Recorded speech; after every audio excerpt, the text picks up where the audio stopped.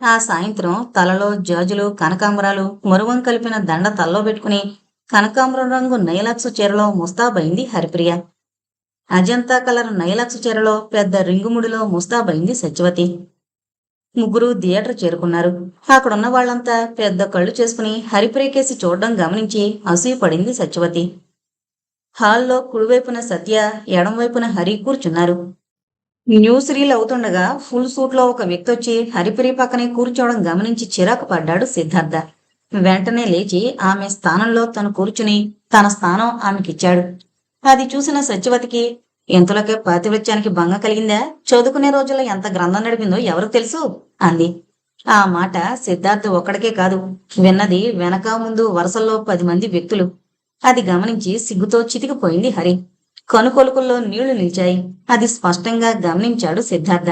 అతని మనసంతా జాలితో నిండిపోయింది. భర్తతో సినిమాకొచ్చిన ఉత్సాహం చచ్చిపోగా ఏడుస్తూ చూసింది సినిమా. అసలు ఆ సినిమా మీద ఆమె దృష్టే లేదు. తొలిసారిగా సిద్ధార్థని ఎందుకు పెళ్ళాడానా అని అనుకోసాగింది హరిప్రియ. ఇంటర్వెల్లో కోకోకోలాలు తెచ్చాడు. సత్య తాగింది. హరి తాగలేదు. దీపకాంతిలో సత్యమాట ఆలకించిన వారంతా చూడసాగారు ఆమె వంకే పరీక్షగా. వాళ్ళు ఎందుకు చూస్తున్నారో హరి తల పూర్తిగా నేలకంటుకుపోయింది. సినిమా వదిలి ఇంటికొచ్చాక ఆకలి లేదు అంటూ పైకెళ్లిపోయింది హరిప్రియ. సిద్ధార్థ కాసిని పాలు తాగి అవే హరిచేత తాగించి బాల్కనీలో నిలబడి ఆలోచనల్లో మునిగిపోయాడు. హరిప్రియని అడుగడుగునా అవమానిస్తోంది సత్య. దానికి పూర్తిగా ఏడుస్తోంది హరి. సత్య, రాణి సమయం రాకపోదు, నీ బ్రతుకు పండకపోదు. నేను కాబట్టి నిన్ను సహించాను. అదే మరొకరైతే నీ బ్రతుకు వీధినుండేది అనుకుంటూ కళ్ళు పటపడా కొరికాడు సిద్ధార్థ. తన జీవితంలో భయంకర సత్యాలన్నీ భరత్కి తెలిసి అతడు మళ్లీ పెళ్లి చేసుకున్నాడన్న విషయం ఏనాటికి ఊహించలేదు సత్యవతి. హరిప్రియని భరతని సందు దొరికినప్పుడల్లా అడకత్తెరలో పోకలా నలగొట్టాలి అన్నదే ఆమె వాంఛ. హరిగాని సిద్ధార్థగాని ఎదురు తిరిగితే తను ఎలా తలెత్తుకు తిరగలదో సత్య గ్రహించలేని విషయం. మర్నాడు ఉదయం 8 గంటలయ్యేసరికి గుమ్మంలో కారు ఆగింది. హరిప్రియ ఎవరా అని ఆశ్చర్యపోతూ కిందకి దిగొచ్చింది. మెడికల్ చెస్టుతో దిగిన డాక్టర్ని చూసి వికసిత వదనంతో కాస్త ముందుకొచ్చి నమస్కరించింది. ఆమె వెనకే మేడ దిగిన సిద్ధార్థ రండి రండి అంటూ డాక్టర్ గారిని చూసి మందహాసం చేసి తండ్రి పడుకున్న గదిలోకొచ్చాడు. రాఘవేంద్ర ప్రసాద్ డాక్టర్ని చూసి నిర్ఘాంతపోయి ఏమీ అనకుండానే నమస్కరించి ఊరుకున్నాడు. కొడుకు వెనకే వచ్చిన కోడల్ని చూసి ఇదంతా హరిప్రియ ఘనకార్యమేనని గ్రహించాడు రాఘవేంద్ర ప్రసాద్. చాలా శ్రద్ధగా చక్కగా పరీక్షించి మందులు రాసిచ్చాడు సిద్ధార్థ. ఆయనకి లేచి నడిచే అవకాశం లేదా డాక్టర్ గారు అని అడిగింది హరిప్రియ ఇంగ్లీష్లో. లేకేం ఉంది, మీరు ఈ మందులు టైం ప్రకారం వాడి డైలీ ఇంజెక్షన్స్ చేయిస్తే మెరుగుపడుతుంది. ఆ తర్వాత ఆయనకి కాస్త ఎక్సర్సైజ్ కూడా అవసరం. ఇన్ని విధాల శ్రద్ధ వహిస్తే లేచి ఇంట్లోనైనా నడవగల అవకాశం ఉంది అంటూ ఎలా చెయ్యాలో వివరంగా చెప్పి సెలవు తీసుకున్నాడు శ్రీధర్. ఆ మందు చీటీ తీసుకుని పైకి వెళ్లిపోయాడు సిద్ధార్థ. కోడలు వెళ్లబోతుంటే అమ్మాయి అంటూ పిలిచాడు రాఘవేంద్ర ప్రసాద్. వెళుతోందల్లా ఆగి ఏమిటి మామయ్య అంది హరి. ఈ మందులివి నాకెందుకమ్మా, నేను ఎలాగో పెద్దవాడిని అయిపోయాను కదా. అవేం మాటలు మామయ్య గారు, పెద్దవాళ్ళు అవగానే వాళ్ళ జీవితాలు ఆఖరు అన్నట్లు భావించడం నేను సహించలేను. మీరు మనవాళ్ళని మనవరాల్ని ఎత్తుకుని ఆడించద్దా అంది నవ్వుతూ. ఆ మాటకి మతాబులా వెలిగిపోయింది రాఘవేంద్ర ప్రసాద్ వదన మండలం. నీ నోటి వాక్యాన త్వరగా మనవణ్ణి అంది తల్లి అన్నాడు నవ్వుతూ. సిగ్గుపడిన హరిప్రియ గదిలోకి వెళ్ళిపోయింది. డాక్టర్ని ఇంటికి పిలిపించి మందులు పెంచడం పెద్ద సంచలనం కలిగించింది ఇంట్లో. దేవకి మనసులోనే సంతోషించింది. హరిప్రియ తలపెట్టిన పని అని అందరికీ తెలిసిపోయింది. అంతా హరిప్రియ సుగుణాలే పొగుడుతుంటే ఒంటికి కారం రాసుకున్నట్లయింది సత్యవతికి. మధ్యాహ్నం భోజనాల దగ్గర పెద్ద రభస ప్రారంభమైంది. ఏమమ్మా, అప్పుడు ఇంటి పెత్తనమంతా నీదైందా అంది తీక్షణంగా అడిగింది సత్యవతి. ఇందులో పెత్తనం ఏముందక్క, ఆయన తండ్రికి మందిపించడంలో విడ్డూరం ఏముంది హరిప్రియ మెల్లగా అడిగింది. విడ్డూరం గనకే అంతా చెప్పుకుంటున్నారు. ఎన్నాళ్ళ నుంచి లేని ప్రేమ ఆయన గారికి ఈనాడే పుట్టుకొచ్చిందంటే కొత్త పెళ్ళం మోజని ప్రతి వాళ్ళు అంటూనే ఉన్నారు. 3 రోజుల్లో భర్తని కొంగును ముడేసుకుని ఇల్లంతా కైవసం చేసుకుంటున్నాం. అక్కడికి అత్తమామలంటే ఆపేక్ష నీకొక్కతికే ఉన్నట్టు ఎందుకీ నాటకాలని విసురుగా అంది సత్య. ఆ మాటలకి చిన్నబుచ్చుకుంది హరిప్రియ. కాస్త మజ్జిగన్నం తిని వెళ్లిపోయింది గదిలోకి. సిద్ధార్థ మౌనంగా భోజనం ముగించి లేచాడు. అతనికి ఒళ్ళు ఉడికిపోయింది. సత్య, నాటకాలు ఎవరివో తేలే రోజు రాకపోదు, దానికోసమే నేను ఎదురు చూస్తుంది కూడా అనుకుంటూ టవల్తో తుడుచుకుని పైకి వెళ్ళిపోయాడు. హరిప్రియ పడుకునుంది. హరి, అప్పుడే నిద్రపోతున్నావా అని అడిగాడు. లేదండి, ఎందుకో తలనొప్పిగా ఉంది అంది మెల్లగా లేచి. అల్మరాలో మందు బిళ్ళ ఉంది, వేసుకో అంటూ తనే తీసిచ్చాడు. డాక్టర్ శ్రీధర్ రోజు వచ్చి ఇంజెక్షన్ ఇచ్చి వెళుతున్నాడు. చకచక వేడినీళ్ళందించి టవల్ అందించి అక్కడి అవసరాలన్నీ హరిప్రియ చూస్తూ ఉంటుంది. సిద్ధార్థ సామాన్యంగా ఆ టైంలో ఇంట్లోనే ఉంటాడు. అతనితో ఒకరోజు డాక్టర్ శ్రీధర్, మీ మిస్సెస్ చాలా చురుకైన వారు, తెలివైన వారు. ఆమె పర్యవేక్షణలో నాకు ఇంజెక్షన్ ఇచ్చి వెళ్ళిపోవడానికి 5 నిమిషాలు కూడా పట్టడం లేదు. అందుకు నేను ఆమెకు కృతజ్ఞతలు చెప్పుకోవాలి. పైగా మందులన్నీ మీ నాన్నగారికి నేను అనుకున్న దానికంటే చక్కగా ఇచ్చి ఆయనలో మార్పు చాలా త్వరగా తీసుకొచ్చారు అన్నాడు అభినందిస్తూ. ఆ మాటకి సిద్ధార్థ చాలా సంతోషించాడు. డ్రెస్ చేసుకుని తను డాక్టర్తో పాటే బయటికి వెళ్ళిపోయాడు. అతను స్వంతంగా నిర్మించదలుచుకున్న ఫ్యాక్టరీకి లైసెన్సుల కోసం, లోన్ కోసం, స్థలం చూసుకోవడం కోసం తిరుగుతున్నాడు. చెరుకు తోట బేరం కుదిరింది. అది రేపే రిజిస్ట్రేషన్. ఈ వ్యవహారాల్లో తలమునకలుగా ఉన్నాడు. చదువుకున్న పిల్లలకి నీతి నియమాలుండవు. ఈ రోజు ఒకడు, రేపు మరొకడు. రామరామ, మరీ అంత పచ్చిపాపం ఎక్కడన్నా ఉందా? సత్యవతి ప్రారంభించింది. ఎవరి మాట నువ్వనేది? దేవకి నొసలు చిట్లిస్తూ అడిగింది. ఇంకెవరు, మీ చిన్నకోళ్లే. ఏం చేసింది? ఏమన్నా చేస్తుంది. ఆవిడ చేయలేని పనుంటూ ఏమన్నా ఉంటే కదా. ఎంతకీ అసలు విషయం చెప్పరాదా? డాక్టర్ గారితో నీ కోడల ముచ్చట్లు, సరాగాలు. అవేం మాటలే సత్య, మీ మామగారున్నారు, వాడుంటున్నాడు, ఇంక సరాగాలేంటి అంది కాస్త కోపంగా దేవకి. అందరుంటే ఏంలే, వాళ్ళందరూ గమనించారా, ఏడ్చారా? ఎదురుగా ఉన్నవాళ్లు గమనించలేంది ఇంకో గదిలోనూ నువ్వు గుర్తించగలిగావన్నమాట. ఈ మాటలన్నీ చక్కగా వింది హరిప్రియ. ఆమెకి ఈ మాటలు శరాఘాతంలా తగిలాయి. ఇవన్నీ సిద్ధార్థ దాకా వచ్చాయి. నా మీద ఇలా అభాండాలు వేస్తూ అందరితో చెబుతుంటే నేను లోకువైపోతున్నాను అంది ఏడుస్తూ హరిప్రియ. ఆ మాటలు రాఘవేంద్ర ప్రసాద్ దేవకి ద్వారా విని చాలా బాధపడ్డాడు. అలాంటి మాటలు ఆమెను గురించి అనుకోవడం, నువ్వు విని ఊరుకోవడం ఏం బాగలేదు అన్నాడు కొడుకుతో. నేను నువ్వు నమ్మనప్పుడు ఇంకా ఎవరెలా అనుకున్నా ఇబ్బంది లేదులే నాన్న అన్నాడు నవ్వుతూ.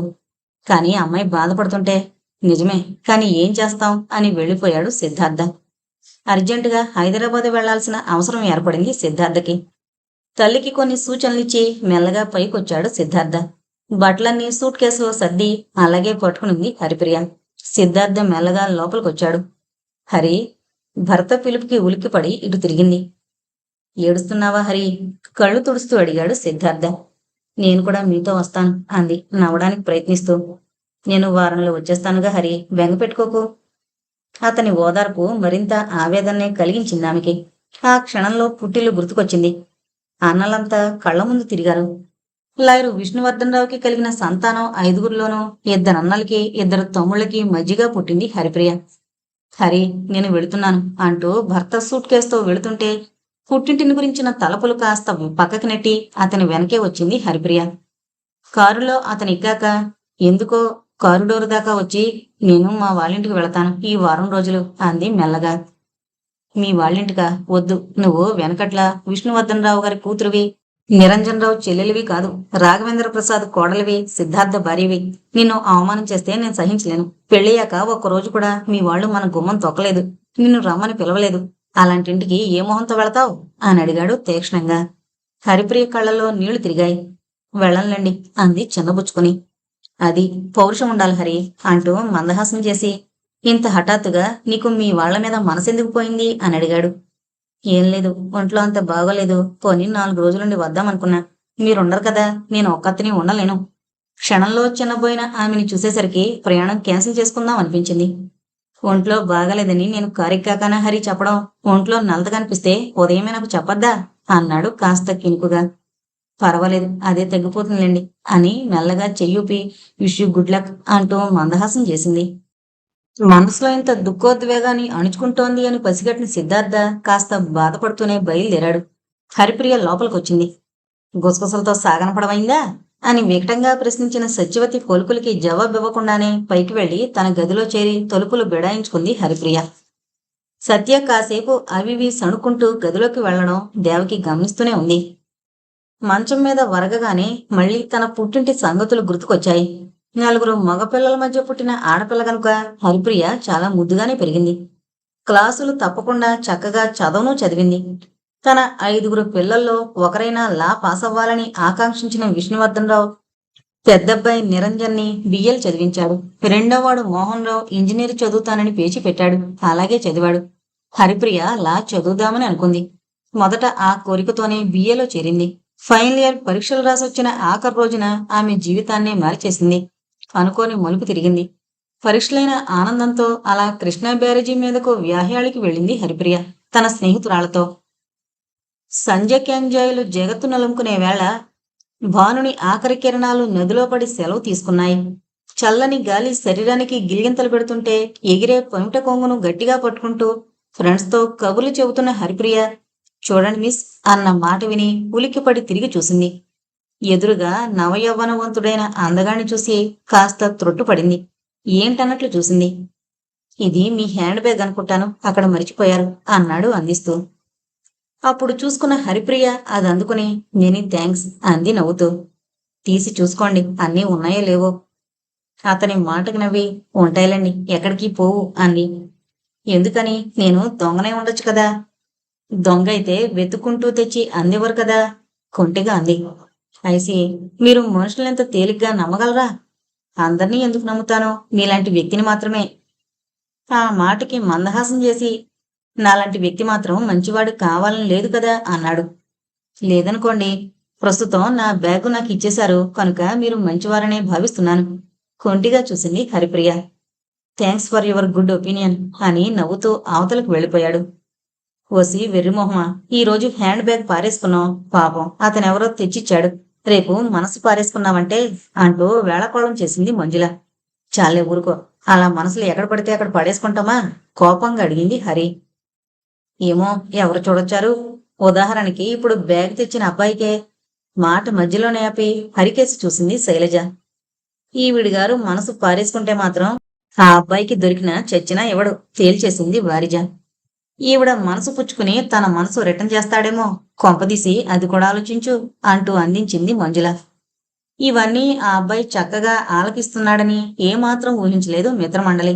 మంజులన్న మాటకి గుండె లై తప్పింది అతనికి లిప్తకాలం. మీకు మహా వేళకోళంగా ఉంది. ఏదో ఆయన కాస్త హ్యాండ్ బ్యాగ్ తెచ్చిచ్చినందుకు మీరెన్ని కథలు చెబుతున్నారు రోషంగా అంది హరిప్రియ. చూసావా, మనమ్మాయి ఇప్పుడే మనసు పారేసుకుంది. డియర్ ఫ్రెండ్, మన హరి మాటలు పునశ్చరణ చేసుకుంటే ఆవిడి గారి మాటల్లో దొర్లిన ఆయన శబ్దం గ్రహించగలరు.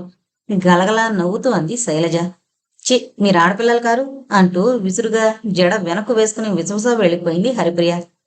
అలా వెళుతూ పక్కగా ఉన్న వ్యక్తిని గమనించనే లేదు.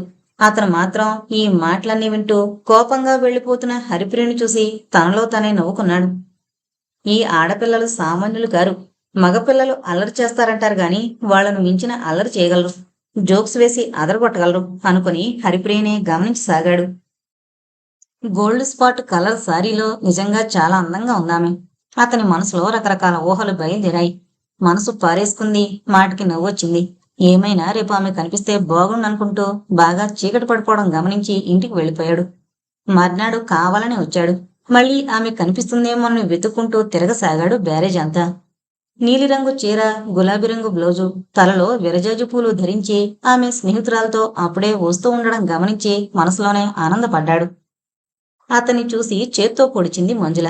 అప్రయత్నంగా అతన్ని చూడగానే బుగ్గలు ఎర్రబడ్డాయి హరిప్రియకి.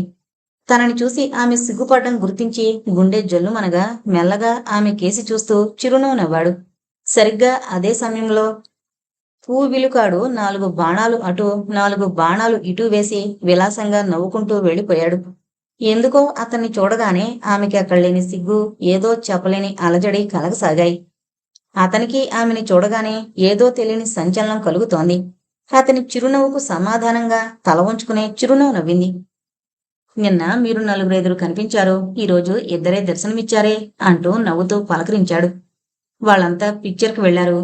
మాకు చల్లని గాలి కావాలని మా హరి గొడవ చేస్తే ఇలా బయలుదేరాం జవాబిచ్చింది మంజుల.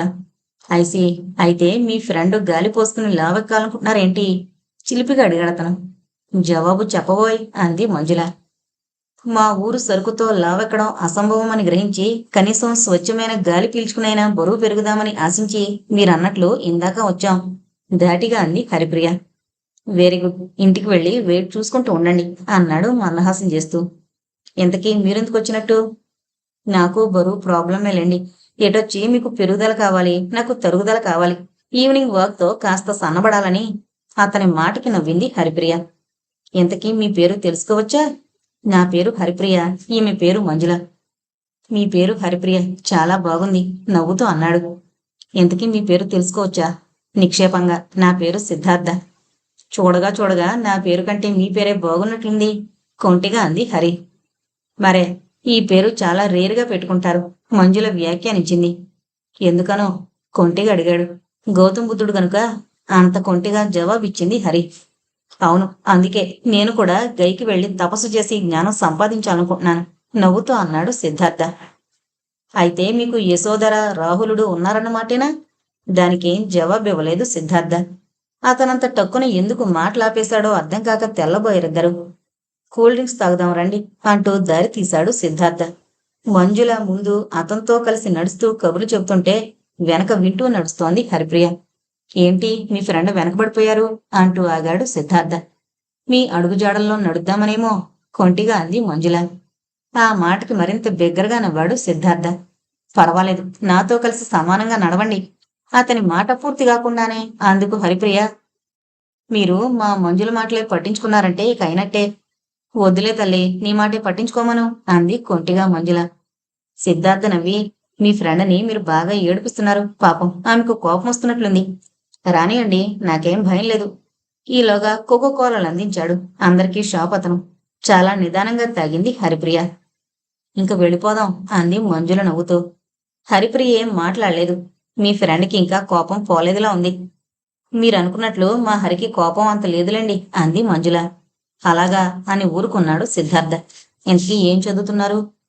బిఏ ఫైనల్ ఇయర్ రాసొచ్చాను అంది హరి. సిద్ధార్థ ఏదో అడగబోయాడు, కాని హరిప్రియ మళ్ళీ ఏమి అనకుండానే రిక్షా పిలిచింది. వస్తానండి అంటూ మందహాసం చేసి తట్టాలన రిక్షాకి కూర్చుంది హరి. మంజుల నవ్వుతూ చేయి ఊపింది. వెళ్ళిపోతున్న హరిని చూస్తుండిపోయాడు సిద్ధార్థ. మర్నాడు వెళ్లొద్దు అనుకుంది హరిప్రియ, కాని ఆయనదయ్యేసరికి మనసు మళ్లీ బ్యారేజీ వైపే లాగింది. మంజుల కోసం ఎదురు చూసింది, రాలేదు. ఆమె ఇంక తనే బయలుదేరింది ఒంటరిగా. అప్పటికే అతను వచ్చే ఉన్నాడు.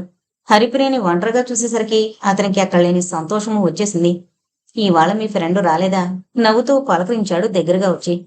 రాలేదు అంది మెల్లగా తల వంచుకుని. అతన్ని చూడగానే ఎందుకు తనలో ఇంత కలవరం చచ్చినా అర్థం కాలేదు హరిప్రియకి. ఈమెను చూస్తుంటేనే ఒళ్ళు పులకిస్తోంది, ఎందుకో అర్థం కాలేదు సిద్ధార్థకి. రోజు నువ్వు ఒక్కత్వే రారాదా మిస్ హరిప్రియ? అనురాగమంతా మేళవించిన అతని మాటతో నిలువున పరవశించిపోయింది హరిప్రియ. అమ్మో, నాన్నగారు చూస్తే కేకలు వేస్తారు. మీ నాన్నగారు ఏం చేస్తుంటారు? లాయరు, పేరు విష్ణువర్ధన్ రావు గారు. ఐసి, మీ నాన్నగారి పేరు విన్నానులే అన్నాడు నవ్వుతూ. అంతే, ఆ రోజు మొదలు కలుసుకుంటూ అక్కడక్కడ కబుర్లు చెప్పుకుని ఇంటికి తిరిగి వెళ్ళిపోయేవారిద్దరు. క్రమంగా అతని హృదయమంతా ఆమె నిండిపోగా ఎలాగైనా ఆమెను పెళ్లి చేసుకోవాలని నిర్ణయించుకున్నాడు సిద్ధార్థ. ఆ రోజు మామూలుగా కలుసుకున్నప్పుడు, హరిప్రియ, నీతో చాలా ముఖ్య విషయాలు మాట్లాడాలి అన్నాడు నవ్వి. మాట్లాడండి, వద్దన్నానా? నన్ను హరి అని పిలవండి, ప్రియ వదిలేసి. ఎవరూ లేకుండా చూసి ఆమె చెయ్యందుకుని, హరి, నిన్ను ప్రేమిస్తున్నాను, పెళ్లి చేసుకోవాలని అనుకుంటున్నాను. అయితే ఒక్క విషయం, నేనంతకు మునుపు 5 ఏళ్ల కిందట సత్యవతి అనే ఆమెను పెళ్లి చేసుకున్నాను. కానీ కొన్ని కారణాల వల్ల నేను వివాహం చేసుకోవాలని అనుకుంటున్నాను. ఆమెకు పిల్లలు లేరు కనుక నన్ను పెళ్లి చేసుకోమని మా వాళ్లంతా నిర్బంధిస్తున్నారు. నీ అభిప్రాయం ఏమిటి అని అడిగాడు. హరిప్రియ ముఖం కాంతి విహీనమైంది. మీరు అవివాహితులనుకున్నాను అంది మ్లాన వదనంతో. కాదు, కానీ ప్రస్తుతం నేను నిన్ను పెళ్లాడాలనే దృఢంగా అనుకుంటున్నాను. మీరు నాకు అన్యాయం తలపెడితే నా బ్రతికేం కావాలి అంది ఏడుస్తూ. ఛ, నేనంత దుర్మార్గుణ్ణి కాను, నీకు ఏ లోటు రానియను. నీ వాళ్ళు ఒప్పుకుంటారా? ఆమె ఒప్పుకుంటుందా? మా వాళ్ళు ఎప్పటినుంచో చెబుతున్నారు. సత్యవతికి ఇష్టమైనా కాకపోయినా అది జరిగే తీరుతుంది. నేను చాలా నిగ్రహంతో ఆమెను భరిస్తున్నాను. ఆ కారణాలు ఇప్పుడు చెప్పలేను, సమయం వచ్చినప్పుడు అవే బయటకొస్తాయి. మీ వాళ్ళు ఒప్పుకుంటారా అని అడిగాడు సిద్ధార్థ. ఒప్పుకోకపోవచ్చు. మరి ఎలా? ఎలా ఏముంది, వాళ్ళు వద్దన్నా నేను చేసుకుంటాను. కానీ ఆ తర్వాత మీరు నన్ను సరిగ్గా ఆదరించకపోతే బాధగా రెంటికి చెందిన రేవణవుతాను అంది హరిప్రియ. నా ప్రాణమంతా నీదే హరి, నిన్ను నా హృదయంలో దాచుకుంటాను. నువ్వు అనుమానాలతో నన్ను బాధించుకో, నువ్వు బాధపడకు దీనంగా అన్నాడు సిద్ధార్థ. హరిప్రియ అతని వంక క్షణం చూసి, సరే, నేను ఒప్పుకుంటున్నాను. నీట ముంచిన పాలన ముంచిన మీదే భారం అనుకుంటాను. ఒకవేళ నా జీవితమే దుర్భరమైతే ఇదిగో ఈ నది దేవతే ఉంది నన్ను ఒడిలో చేర్చుకోవడానికి. చటుక్కున ఆమె నోరు మూశాడు సిద్ధార్థ. అలాంటి మాటలు మాట్లాడకు హరి, నేను భరించలేను అన్నాడు బాధగా. అతని స్పర్శతో గుండె జల్లుమనగా మెల్లగా చేయి తొలగించుకుని చిన్నగా మందహాసం చేసింది. ఇదిగో ఇదే మన నిర్ణయానికి గుర్తు అంటూ తన వేలి ఉంగరం ఆమెకు పెట్టాడు సిద్ధార్థ. తన వేలి ఉంగరం తీసి అతని చేతికి తొడిగింది హరిప్రియ. హరి, నేనింక ఒంటరిగా ఎక్కువ రోజులు ఉండలేను. నువ్వు ఈ రాత్రికి మీ వాళ్లతో చెప్పి సాధ్యమైనంత త్వరగా మనం వివాహం చేసుకుంటే శాశ్వతంగా నా దానివిగా ఇంట్లో ఉండిపోవచ్చు అనురాగంగా అన్నాడు సిద్ధార్థ. మరి మీరొకసారి మా ఇంటికి రారా? వస్తాను. ఎప్పుడు రమ్మంటావు? ఇప్పుడే రండి. మళ్ళీ ఇంకొక రోజు దేనికి? సరే పద అంటూ రిక్షా మాట్లాడాడు. రిక్షాలో పరాయి వ్యక్తితో వచ్చిన కూతురిని చూసి నిర్ఘాంతపోయాడు విష్ణువర్ధనరావు. హరిప్రియలో ఏదో తెగింపు స్పష్టంగా కనిపిస్తోంది. ఈయన సిద్ధార్థ గారు అంటూ పరిచయం చేసింది. విష్ణువర్ధనరావు సిద్ధార్థ ఆస్తిపాస్తులు, కుటుంబ విషయాలు మాటల్లో అడిగి తెలుసుకున్నాడు. హరిప్రియ కాఫీ తెచ్చిచ్చింది. మేమిద్దరము పెళ్లి చేసుకోవాలని అనుకుంటున్నాం. అనుకోకుండా ఇద్దరూ ఒక్కసారి అన్నారు. విష్ణువర్ధనరావు ఆశ్చర్యపోకపోలేదు. కూతురు రిక్షాలో అతనితో కలిసొచ్చినప్పుడే అతనికి అనుమానం కలిగింది. ఈ మాట విని ఆలోచించి చెబుతాను రేపు అన్నాడు వాయిదా వేస్తూ. సిద్ధార్థ సరేనన్నట్లు తలాడించాడు. విశాలమైన ఆ ఇల్లు, ఆ ఇంటి అలంకరణ చూస్తుంటే హరిప్రియ ధనవంతుల బిడ్డ అన్నది నిర్వివాదాంశం అనుకుంటూ ఇంటికి వెళ్ళిపోయాడు సిద్ధార్థ. వెళ్లి తల్లిదండ్రులకి సత్యవతి కూడా చెప్పాడు. తల్లిదండ్రులు హర్షించారు. సత్యవతి చేసుకోండి, ఎవరొద్దన్నారు అంది వ్యంగ్యంగా. హరిప్రియ ద్వారా సత్యవతి వార్త విన్న విష్ణువర్ధనరావు, నీకెందుకమ్మా ఈ రెండో పెళ్లి? నువ్వు లా పాస్ అవ్వాలని నేను కలలు కన్నాను. పోనీ లా కాకపోతే పీడా పోయే, మరో మంచి సంబంధం చూసి పెళ్లి చేస్తాను. అనవసరంగా తొందరపడకు అన్నాడు. కాదు నాన్న, మా మనసులు కలిశాయి. నేను అతన్నే పెళ్లి చేసుకోవాలనుకుంటున్నాను. ఈ మాటకి కోపం వచ్చింది. ఈ పెళ్లి జరిగితే సుఖపడవు, కోరి కష్టాలను వరించిందని అవుతావు. నా మాట విని నీ అభిప్రాయం మార్చుకో, లేదంటావా నీ కర్మ నువ్వే అనుభవించు. ఇంక ఈ జన్మలో నీ ముఖం చూపించుకో. ఆ మాటకి అభిమానం, రోషం పొడుచుకొచ్చాయి హరిప్రియకి. సరే రానులే నాన్న, మీరు మా ఇంటికొచ్చి పిలిచినప్పుడే వస్తాను అంది. అది ఈ జన్మలో జరగని పని అంటూ క్రోధంగా గదిలోకి వెళ్ళిపోయాడు విష్ణువర్ధనరావు. ఆ మర్నాడు అన్నలు, తల్లి అంతా చెప్పి చూశారు. కాని హరిప్రియ నిర్ణయం మార్చుకోలేదు. టైం ప్రకారం సంకేత స్థలంలో కలుసుకున్నారు సిద్ధార్థ, హరిప్రియలు. తల్లిదండ్రులన్న మాటలన్నీ చెప్పేసింది హరిప్రియ. హరి, అయితే పెళ్లి మానుకుంటున్నావా? నిరాశగా అడిగాడు సిద్ధార్థ. ఎందుకు మానుకుంటాను? మిమ్మల్ని నమ్మాను. మీరే అన్ని ఏర్పాట్లు చేసి తర్వాత మీ ఇంటికి తీసుకువెళ్ళిపోండి. పరిస్థితి ఇంత దూరం వచ్చాక మా వాళ్ళింట్లోనే ఉండడం పడదు. నిజమే, నా భార్యని అవమానపరిస్తే నేను అసలు హర్షించను అంటూ ఆమె చేతిని తన చేతిలోకి తీసుకున్నాడు సిద్ధార్థ. ఆమెతో పాటే ఆమె ఇంటికొచ్చాడు. మా అమ్మాయి నిర్ణయం మార్చుకోనంటోంది. ఈ పెళ్లి మాకిష్టం లేదు. బోలెడు కట్నం ఇచ్చి మా పిల్లకి పెళ్లి చేయాలనుకున్నాం. మా ఆశలన్నీ ఉమ్మయ్యాయి. మీరింకా ఇంత గట్టి నిర్ణయం తీసుకున్నప్పుడు సాధ్యమైనంత త్వరలో మా అమ్మాయిని వివాహం చేసుకుని తీసుకువెళ్ళిపోండి అని నిర్మోహమాటంగా చెప్పాడు విష్ణువర్ధనరావు. ఆ మాటలకి సిద్ధార్థ బాధపడకపోయినా హరిప్రియ బాధపడింది. 4-5 రోజుల్లో మేము వివాహం చేసుకుంటాం అని చెప్పొచ్చేశాడు సిద్ధార్థ. చెప్పినట్లుగానే ముహూర్తం నిర్ణయించాడు. ఆ పెళ్లికి ఉభయుల స్నేహితులు తప్ప మరెవరూ రాలేదు. పెళ్లైన వెంటనే అత్తింట్లో అడుగుపెట్టిన హరిప్రియ గతానుభవాలను గుర్తు చేసుకుంటూ నిద్రలోకి జారిపోయేసరికి రాత్రి 12 కొట్టింది గడియారం.